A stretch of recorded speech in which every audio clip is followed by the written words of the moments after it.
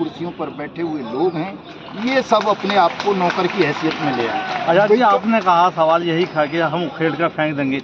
जनता किस पर विश्वास करे? जो नई सत्ता आती है, नई पार्टी आती है, वादे करती है साथ देंगे, सत्ता आते ही पलट जाते हैं, फिर वही का वही होता है, गरीब फिर भी पिसता है। तो कैसे आप उसको? मैं राजनीतिक दलों की पत्रकार साहब बात ही नहीं कर रहा, मैं जनता शासन, जनता सरकार की बात कर रहा हूँ। मैं पॉलिटिकल किसी को तो एक मुखिया बनाना पड़ेगा। मैंने कहा मैं किसी संवैधानिक व्यवस्था को नहीं मानूंगा, किसी कानून को नहीं मानूंगा।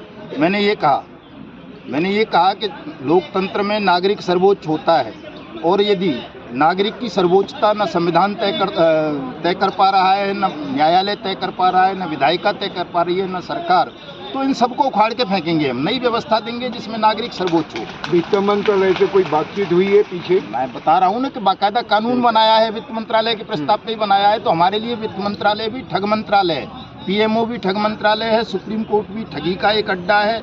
हमारे लिए इनका कोई महत्व नहीं है। आज से 7 साल हो गए कानून को बने हुए। उस कानून का पहला शब्द बी बट्स, उस तक को न बोलने की हिम्मत न राष्ट्रपति में है, न प्रधानमंत्री में, न चीफ जस्टिस ऑफ इंडिया में, न किसी डीएम में, न एसपी में। तो हमारे लिए ये सब अपराधी हो गए। हम इन सबको अपराधी घोषित कर रहे हैं और ऐसे अपराधियों से भारत को मुक्ति दिलाएंगे। 1 साल का समय हमने आज दे दिया है। 1 साल के अंदर अंदर हम इतनी ताकत जुटा लेंगे, राष्ट्र को जागरूक कर लेंगे, पूरे राष्ट्र को एकजुट कर लेंगे कि इनको बिना किसी तीर के, तमंचा के, गोली के, मतदान के, बिना किसी बम के हम उखाड़ कर फेंक सकें, मिट्टी में मिला सकें और हिंदुस्तान को इन बेईमानों के, ठगों के खूनी पंजों से आज़ादी दिला सकें। Thank you.